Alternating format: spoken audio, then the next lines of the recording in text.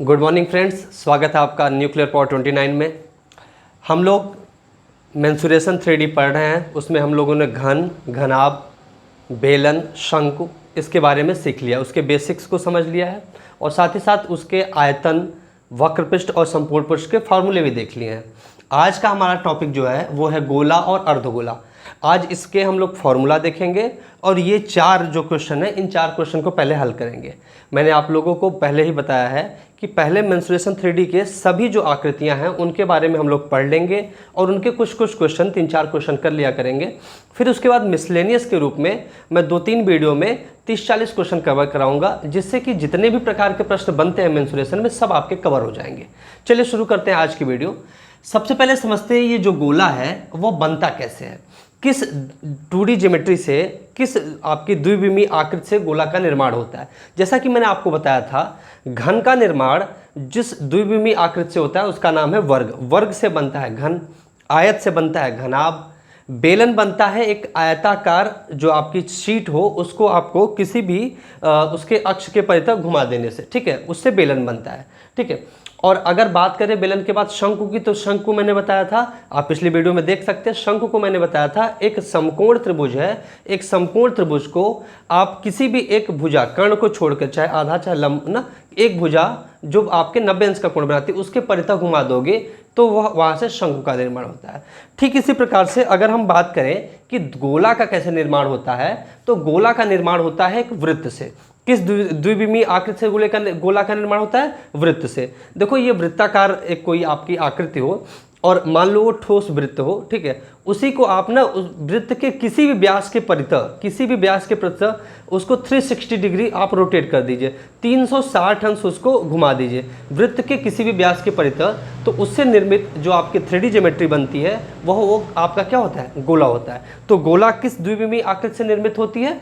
वो वृत्त से बनती है। चलिए हम लोग समझते हैं स्फीयर के बारे में, अर्थात गोला के बारे में। अगर गोले का आयतन देखा जाए, वॉल्यूम, तो गोले का आयतन होता है 4/3 pi R cube. 4/3 pi R cube.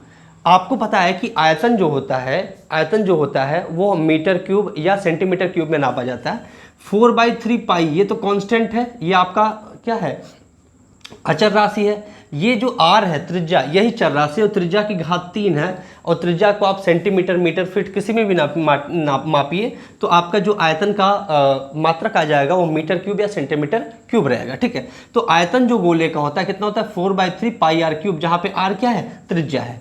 अगर गोले के संपूर्ण पृष्ठ या वक्र पृष्ठ की बात की जाए, देखिए कोई एक आपका ठोस गोला है तो उसका संपूर्ण पृष्ठ और वक्र पृष्ठ एक ही होगा, क्योंकि उसमें कोई समतल वाला आपका पृष्ठ तो है नहीं, कोई तल आपका समतल नहीं, सारा का सारा क्या है? वक्र आपका ही है। तो अगर वक्र पूरा आपका आकार का है, वक्राकार है पूरा का पूरा गोला, तो उसका वक्र पृष्ठ और संपूर्ण पृष्ठ एक ही होगा। तो इसमें संपूर्ण पृष्ठ की हम बात कर लेते हैं, ठीक है। तो गोले का जो संपूर्ण पृष्ठ होगा, टोटल सरफेस एरिया, ठीक है, गोले का जो टोटल सरफेस एरिया संपूर्ण पृष्ठ होता है 4 pi are square. 4 pi are square, जहाँ पे आर क्या है? गोले की त्रिज्या है। ये ठोस गोले की बात हमने की। अगर हम लोग हेमिस्फीयर अर्थात अर्धगोले की बात करें, हेमिस्फीयर अर्थात अर्धगोले की बात करें, तो अर्धगोले का जो आयतन होता है, अर्धगोले का जो वॉल्यूम आयतन होता है वो होता है 2/3 pi R cube. 2/3 pi R cube. देखो अर्धगोला बनेगा कैसे? एक कोई गोला हो इस तरीके से, उसी को आप क्या कर दो? आधे से काट दो। आधे से आपने काट दिया तो इस तरीके से आपका क्या निर्माण होता है? अर्धगोला का निर्माण हो जाता है।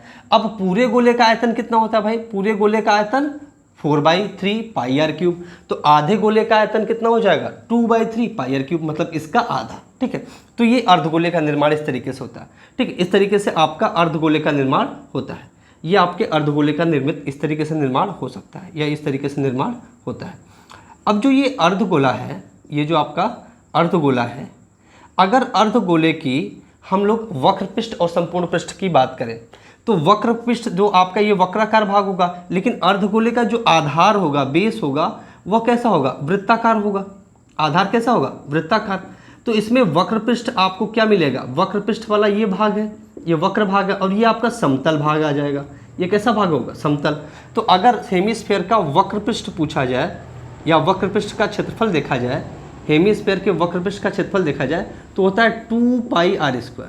कितना होता है? 2πr²। क्योंकि ये गोला है तो गोले का पूरा वक्रपृष्ठ कितना होता है? 4πr²। तो अर्धगोले का वक्रपृष्ठ हो जाएगा 2πr²।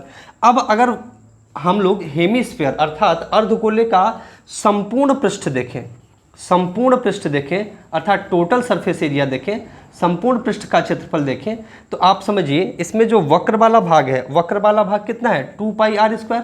लेकिन इसका जो आधार है वो समतल है और वो वक्राकार आपका वृत्त का आकार है ना, वृत्ताकार है। तो वृत्त का क्षेत्रफल होता है πr²। तो 2πr² में πr² जोड़ दोगे, आपका संपूर्ण पृष्ठ का क्षेत्रफल पूछ रहा है। तो वक्र पृष्ठ जो है आपका, वक्र पृष्ठ प्लस समतल दोनों जोड़ दोगे, वक्र पृष्ठ का कितना होता है? 2πr² होता है। और इस समतल वाला जो है ये वृत्ताकार है, तो वृत्त का क्षेत्रफल कितना होता है? πr²। तो कुल कितना हो जाएगा ये? 3πr²। 3πr²। इस तरीके से हमने आयतन और संपूर्ण पृष्ठ और यहाँ पर आयतन वक्र पृष्ठ संपूर्ण पृष्ठ का सूत्र देखा, हेमिस्फीयर अर्थात अर्धगोले और स्फीयर अर्थात गोले के लिए, स्फीयर अर्थात गोले के लिए। अब हम लोग क्या करेंगे, ये जो 4 क्वेश्चन बगल में लिखे हैं उनको बारी बारी से हल करेंगे और बड़ी सहजता के साथ समझेंगे आप लोग। ये चारों इंपॉर्टेंट क्वेश्चन हैं, कहीं ना कहीं पूछे गए हैं या इसमें थोड़े आंकड़े इधर उधर करके पूछे गए हैं। हम लोग चारों क्वेश्चन को हल करेंगे और बहुत ही ध्यान से इसको आप समझिए। हम लोग और अच्छे और टफ क्वेश्चन भी करेंगे, एसएससी सीजीएल के मेंस लेवल के भी क्वेश्चन करेंगे, लेकिन वो तब करेंगे जब मिसलेनियस।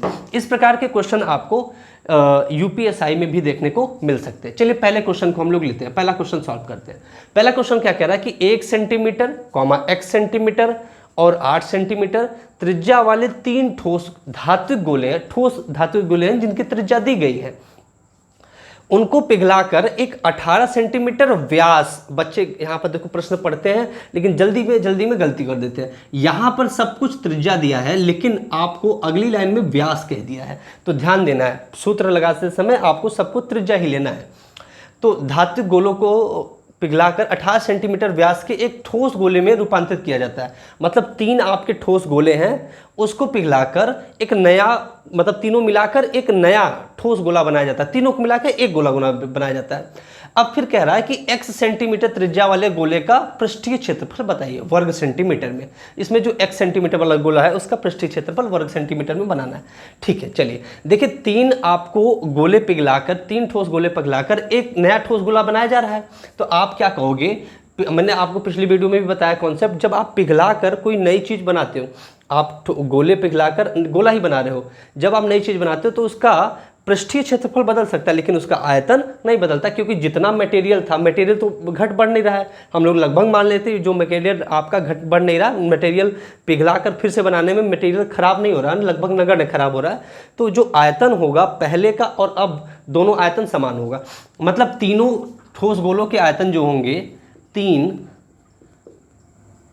गोलों का आयतन बराबर नए गोले का आयतन। ठीक है, नए गोले का आयतन। जो तीनों गोले हैं उनको मिलाकर ही तो नया गोला बनाया जा रहा है, उनको पिघलाकर ही नया गोला बनाया जा रहा है, तो आयतन आपका बराबर होगा। ठीक है, तो पहला जो गोला है 1 सेंटीमीटर वाला, उसका आयतन कितना होगा? देखो गोले का आयतन होता है 4/3 πr³, त्रिज्या का घात 3 πr³। तो 4/3 πr, पहली की त्रिज्या कितनी है? 1 सेंटीमीटर, तो 1 का क्यूब, प्लस दूसरा गोला है जो x सेंटीमीटर का है, तो 4/3 πx³, त्रिज्या का घात 3, प्लस तीसरा जो गोला है वो 8 सेंटीमीटर का है, तो 4/3 π8⁻3। ठीक है, 8⁻3। ये हो गया तीनों छोटे वाले गोलों का आयतन। अब ये तीनों जो आयतन मिलाकर नए गोले के आयतन बराबर होगा, और नए गोले का आयतन कितना हो जाएगा? गोले का आयतन होता है 4/3 πr³, त्रिज्या घाते 3, और त्रिज्या जो नया गोला बन रहा है उसका कितना होगा? देखो ये व्यास दिया 18 सेंटीमीटर, तो त्रिज्या कितनी हो जाएगी? व्यास का आधा, 9 सेंटीमीटर, तो 9⁻3। ठीक है, तो ये तीनों का मिला के और ये नया वाले बना है जो उसका। अब इनमें क्या कर ले हम, 4/3 देखो दोनों साइड कॉमन लेके कट जाएगा, 4/3 यहाँ से 4/3 पाई के साथ 4/3 पाई 4/3 पाई सब कट जाएगा। बचेगा क्या? 1⁻3, और यहाँ पर क्या बचेगा? x⁻3, यहाँ क्या बचेगा? 8 की घाते 3 और बराबर यहाँ क्या बचेगा 9 की घाते 3। ठीक है, तो यहाँ से अगर x की वैल्यू निकालना चाहे तो एक्स क्यूब बराबर कितना आ जाएगा 9 की घाते 3 कितना होता है 729 माइनस ब्रैकेट में 8 की घाते 3 प्लस 1, 8 की घाते 3 होता है 512 और 1 की घाते 3 एक ही। ठीक है, तो ये 729 माइनस ये कितना हो जाएगा 513, घटा लीजिए इसको, 9 में से 3 गया 6, 2 में से 1 गया 1, 7 में से 5 गया 2, तो एक्स क्यूब बराबर आ गया 213। तो x की वैल्यू कितनी आ जाएगी क्यूब रूट 216। ठीक है, 216 का घनमूल कितना होता है 6, तो x की वैल्यू आ गई 6 सेंटीमीटर। अर्थात ये जो x सेंटीमीटर वाला त्रिज्या वाला था उसकी त्रिज्या कितनी होगी 6 सेंटीमीटर। अब उसी का क्या कह रहा है कि x सेंटीमीटर त्रिज्या वाले गोले का पृष्ठीय क्षेत्रफल बताइए। पृष्ठीय क्षेत्रफल कितना हो जाएगा, पृष्ठीय क्षेत्रफल ये कितना हो जाएगा, ये होता है 4 pi are square, 4 pi are square, और r कितना है ये त्रिज्या x कितना दिया हुआ 6, तो 6 का स्क्वायर। ठीक है, 6 का स्क्वायर 36 और 36 में 4 पाई का गुणा कर दीजिए।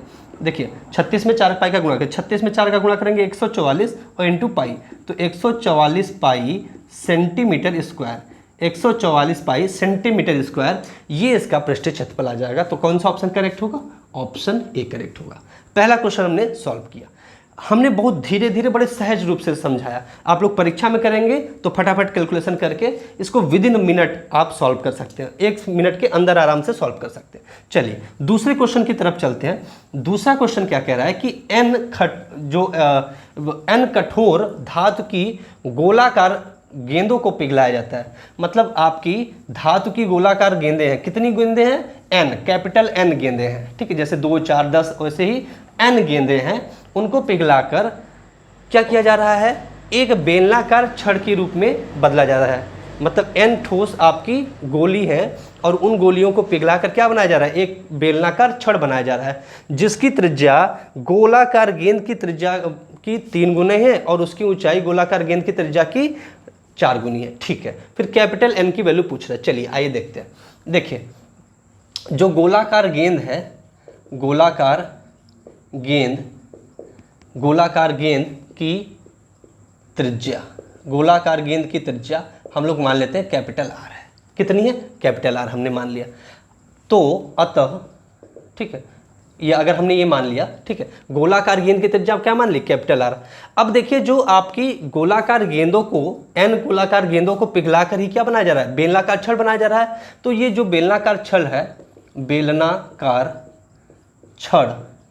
छड़ इसकी त्रिज्या कितनी हो जाएगी, बेलनाकार छड़ की त्रिज्या ये कितनी हो जाएगी, बेलनाकार छड़ की त्रिज्या कितनी हो जाएगी, मान लीजिए आपकी होती है स्मॉल r हमने मान लिया, और स्मॉल r जो है ये इस अगर हम लोग इसके गोलाकार गेंद की त्रिज्या के पदों में लिखें तो कितना होगा, जिसकी त्रिज्या मतलब जो आपकी बेलनाकार छड़ बन रही है उसकी त्रिज्या क्या है, एक गोलाकार गेंद की त्रिज्या की 3 गुनी है। मतलब ये कितना हो जाएगा 3r, गेंदा जो गोलाकार गेंद है उसकी त्रिज्या कितनी है, उसके 3 गुनी है। ठीक है, अच्छा बेलनाकार छड़ की ऊंचाई, बेलनाकार छड़ की ऊंचाई ये h होता है, तो h जो है वो कैपिटल R से कैसे संबंधित है, कह रहा है कि गोलाकार गेंद की त्रिज्या की 4 गुनी, ऊंचाई कितनी है 4 गुनी, तो ये 4r के बराबर है, ऊंचाई 4r के बराबर है। तो कैपिटल N का वैल्यू पूछ रहा है।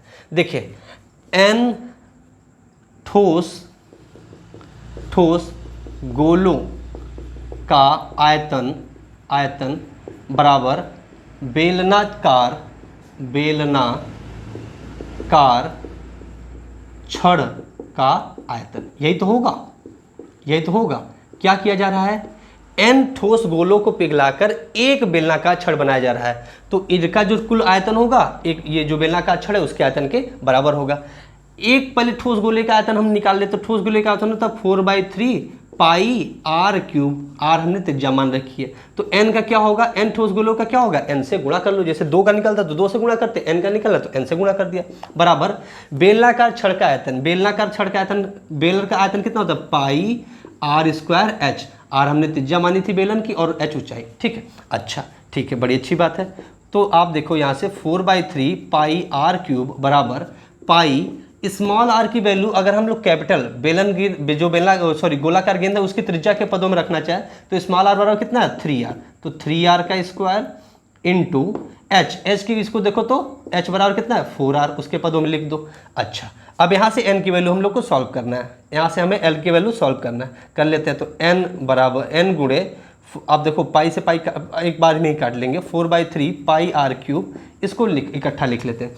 3 का स्क्वायर 9 आर स्क्वायर, और ये कितना हो जाएगा 4r, ठीक है। तो यहाँ से लिख लेते हैं pi into 9r square into 4r, 9r square into 4। देखिए पाई से पाई यहाँ कटा, आर स्क्वायर इंटू आर, तो ये आर क्यूब इससे कट गया, ठीक है। इस 4 से ये 4 कटा, बचा कितना, यहाँ बचा n/3, ये 3 इधर जाके मल्टीप्लाइड हो जाएगा 9 से, तो 9 त्रिक के 27, तो कैपिटल N की वैल्यू कितनी आ गई 27 आ गई।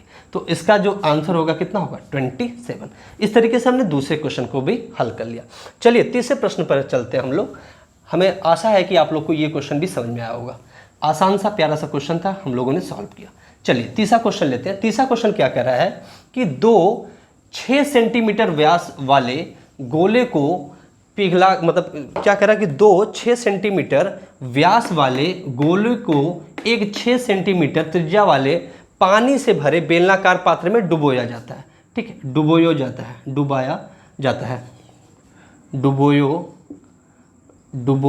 जाता है, ठीक है। पात्र में पानी की उठी ऊंचाई ज्ञात कीजिए। देखिए इस प्रकार की कुछ बात है कि ये आपका बेलनाकार पात्र है, कोई एक इस तरीके से बेलनाकार पात्र है, कोई इस तरीके से बेलनाकार पात्र है। अब इस पात्र में क्या कह रहा है, इस पात्र में आपकी 2 गोली को डाला जा रहा है, ठीक है। मान लीजिए इस तरीके से, एक गोली ये, एक गोली ये, ठीक है। 2 गोली को डाल दिया जा रहा है। अब जो गोली को डाला जा रहा है, गोली का त्रिज्या कितना है, गोली का त्रिज्या कितना है, इसका और इसका दोनों का त्रिज्या कितना है, त्रिज्या कितना है भाई, आपको 6 सेंटीमीटर व्यास वाले गोले का है, तो व्यास 6 सेंटीमीटर, त्रिज्या कितना हो जाएगा 3 सेंटीमीटर हो जाएगा, ठीक है भाई। अब जब इसको आपको 6 सेंटीमीटर त्रिज्या वाले पानी से भरे बेलनाकार पात्र में डुबाया जाता है, पानी से भरा ये पात्र है और इसकी त्रिज्या कितनी है, बेलनाकार पात्र की त्रिज्या कितनी है भाई बताओ। बेलनाकार पात्र की त्रिज्या दिया है देखो 6 सेंटीमीटर त्रिज्या वाले पानी से भरे बेलनाकार, तो इसकी त्रिज्या दिया है 6 सेंटीमीटर। अच्छा, डुबाया जाता है, पानी की उठी ऊंचाई बताओ, पानी की उठी ऊंचाई। अब जब इसमें आप इन गोलियों को डालोगे तो पानी की ऊंचाई उठेगी, कितना उठेगी, कितना आयतन उठेगा, जितना इन दोनों गोलियों का आयतन होगा। तो आप कह सकते हो उठे पानी का आयतन बराबर 2 गोलों का आयतन, ठीक है। कितना आयतन उठेगा भाई पानी का, पानी को उतना ही आयतन उठेगा जितना इन दोनों गोलों का आयतन होगा भाई। ये दोनों जाके बैठ जाएंगे उतने आयतन पे, उतने आयतन आपका पानी उठ जाएगा। अब पानी का जो आयतन उठेगा वह बेलनाकार आकार पे ही उठेगा। मान लिया पानी h ऊंचाई उठेगी, मान लिया पानी h ऊंचाई उठेगी, तो पाई और फिर बेलन की त्रिज्या कितनी है 6 centimetre, pi are square into h ऊंचाई तक उठा, तो ये तो उठे हुए पानी का आयतन हो गया। अच्छा, 2 गोले का आयतन है तो 2 गुणे गोले की त्रिज्या से आप आयतन निकाल सकते हो, 4/3 पाई आर क्यूब, आर कितना है 3 सेंटीमीटर क्यूब, ठीक है। यहाँ से h की वैल्यू निकालनी है, निकाल लेते हैं हम लोग। देखिए सॉरी, h की वैल्यू हम लोग को निकालनी है यहाँ से, पाई से पाई कैंसिल हो जाएगा, ठीक है, पाई से पाई कैंसिल हो जाएगा, h की वैल्यू निकाल लेते हैं हम लोग, ठीक है। देखिए कैसे निकालते हैं, तो 4/3 ये कितना हो जाएगा 27, और ये आपका 36 है, तो ये आपका ना 6 का स्क्वायर 36 होगा, तो 36 नीचे इधर चला जाएगा। बस इसी को सॉल्व करना है। देखो ये आपका इसे 9 चौके 36, 9 बार कर देना, 9 त्रिक 27, ठीक है, और 27 से ये कट जाएगा। h की वैल्यू कितनी बची 2, तो h बराबर कितना बचेगा 2 सेंटीमीटर। मतलब पानी की ऊंचाई कितनी उठेगी भाई 2 सेंटीमीटर ऊंचाई उठ जाएगी। तो इस क्वेश्चन नंबर 3 का आंसर कितना होगा, ऑप्शन बी 2 सेंटीमीटर। इस तरीके से इस क्वेश्चन को भी हमने सॉल्व, आप देख रहे हैं एक एक लाइन में क्वेश्चन सॉल्व कर रहे हैं, हम इतनी सहजता से सॉल्व करा रहे हैं कि आपको लग रहा होगा कि टाइम लग रहा है, लेकिन आपको आसानी से समझ में आए, बहुत प्यारी तरीके से समझ में आए, इसलिए इतनी सहजता से कराया जा रहा है। क्वेश्चन ये सब ऐसे हैं कि जो आप अपनी परीक्षा में 30 सेकंड 20 सेकंड में भी सॉल्व कर सकते हैं। आइए क्वेश्चन नंबर 4 देखते हैं। चौथा क्वेश्चन क्या कह रहा है कि पानी से लबालब भरे एक खुले उल्टे शंक्वाकार बर्तन की ऊंचाई 8 सेंटीमीटर और शीर्ष की त्रिज्या 5 सेंटीमीटर है। देखो क्या रहा है, एक खुला शंक्वाकार, उल्टा शंक्वाकार, क्या कह रहा है, खुले उल्टा है और खुला है, ठीक है। ये इस तरीके से शंक्वाकार शंक्वाकार बर्तन की ऊंचाई 8 सेंटीमीटर, ठीक है, ये ऊंचाई दे रखा है, ऊंचाई h कितना है भाई, ये h 8 सेंटीमीटर है, और त्रिज्या, ये त्रिज्या जो है r, ठीक है, ये त्रिज्या कितना दे रखा है 5 सेंटीमीटर है, त्रिज्या 5 सेंटीमीटर है। अब ये लबालब पानी से भरा है, ये पूरा क्या है, लबालब एकदम पानी से भरा, लबालब भरा है मतलब कि इसमें कुछ भी आप अगर आप डुबोते हो तो ये पानी आपका गिरने लगेगा, ठीक है। शीशे की कुछ गोलियों को, मतलब शीशे की कुछ गोलियां बर्तन में डाली जाती हैं, इस बर्तन में भाई लबालब जो भरा है इसमें पानी, ठीक है, तो इसमें शीशे कुछ गोलियां डाली जाती हैं जिससे बर्तन का 1/4 पानी बह जाता है। अच्छा, गोली आपने डाला, उससे आपका बर्तन का 1/4 पानी क्या हो गया, बह गया। शीशे की प्रत्येक गोली की त्रिज्या दिया है कितना, 5 सेंटीमीटर, ठीक है, 0.5 सेंटीमीटर। शीशे की गोली की त्रिज्या हम लोग कैपिटल आर मान लें, इसका स्मॉल आर मान लें, तो उसका आपका वैल्यू कितना दिया, 0.5 सेंटीमीटर, ठीक है, त्रिज्या है। बर्तन में डाली गई गोलियों की संख्या बताइए। देखिए, मान लीजिए बर्तन में n गोलियां डाली जा रही हैं। अब n गोलियों डालने से n गोलियों का जो कुल आयतन होगा वो कितना होगा, जितना पानी बहा होगा। पानी कितना बहा है, 1/4, ठीक है। तो आप कह सकते हैं, मान लीजिए n गोलियां आपने डाली, तो n गोलियों का आयतन जो डाली गई ना, डाली गई n गोलियों का आयतन बराबर होगा 1/4 इंटू शंक्वाकार पात्र का या बर्तन का आयतन, ठीक है, शंक्वाकार बर्तन का आयतन का 1/4, यही होगी n गोलियों का आयतन। क्योंकि जब गोलियां डाली जा रही हैं, इसमें n गोलियां डाली जा रही हैं, तो क्या हो रहा है, पानी कितना बह जा रहा है, 1/4 बह जा रहा है, और पानी किस में रखा गया, शंक्वाकार बर्तन में, अर्थात वो जो पानी बहा है वो शंक्वाकार बर्तन के आयतन का 1/4 बहा है, ठीक है, और ये n गोलियों के आयतन के बराबर होगा।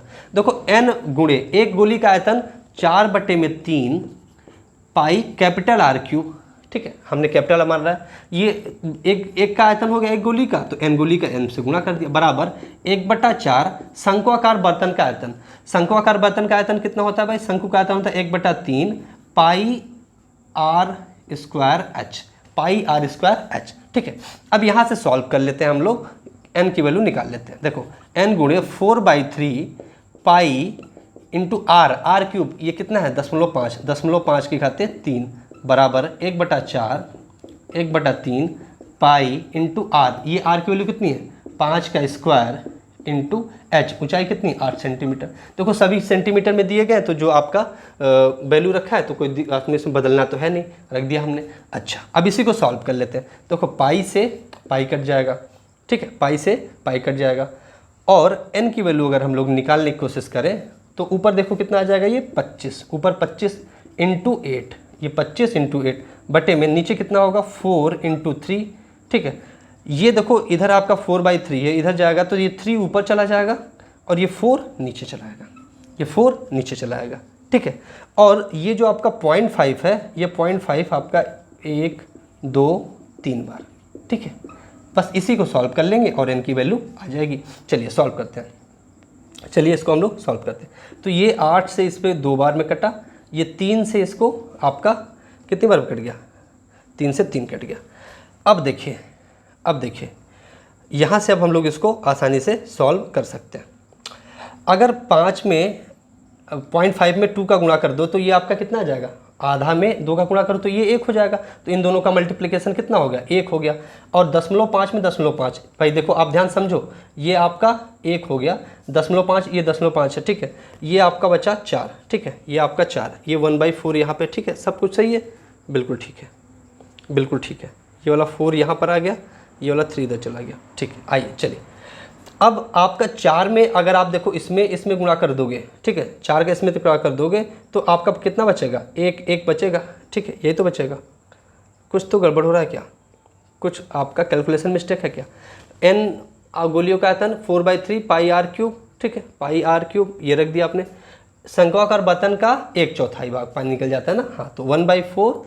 और आपका शंकु का आयतन कितना होता है, शंकु का आयतन होता है 1/3 पाई r स्क्वायर h, तो 1/3 पाई r कितना, त्रिज्या कितनी है 8 सेंटीमीटर, त्रिज्या कितनी दी गई है 5 सेंटीमीटर, ठीक है, तो 5 इसके इंटू h की वैल्यू 8, h की वैल्यू कितनी आ गई 8 आ गई, ठीक है, h की वैल्यू कितनी आ गई 8, तो ये रख दिया हमने, सही है, सब कुछ बढ़िया है। अब n की वैल्यू निकालनी है, चलिए निकालते हैं। तो पाई से पाई काट दिया आपने, ये आपका है 8, 5 का स्क्वायर 25, ये 8, ठीक है। नीचे ये 4 3, नीचे ये 4 3, ठीक है। ये 3 ऊपर आ गया, ये 4 नीचे आ गया, ठीक है।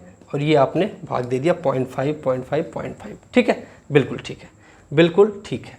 अच्छा, अब आपने क्या किया, 4 को इससे काटा तो ये आपका ऊपर 2 जाएगा ना, यही देखिए गलती हो रही थी, देखिए छोटी छोटी कैलकुलेशन मिस्टेक हुई। तो आपने क्या किया, 4 से इसको काटा, ये 2 बार में कटा, ठीक है। ये इससे कटा कितनी बार में, 2 बार में। 3 से ये 3 कट गया।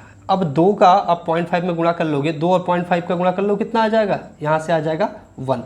तो यहाँ बचा 0.5 0.5, तो स्मॉल n बराबर कितना आ जाएगा, 25 बटे में 0.5 अपने अगर ऊपर नीचे आपका 100 से गुणा कर दो, तो ये 100 से गुणा करो तो 2500 हो जाएगा।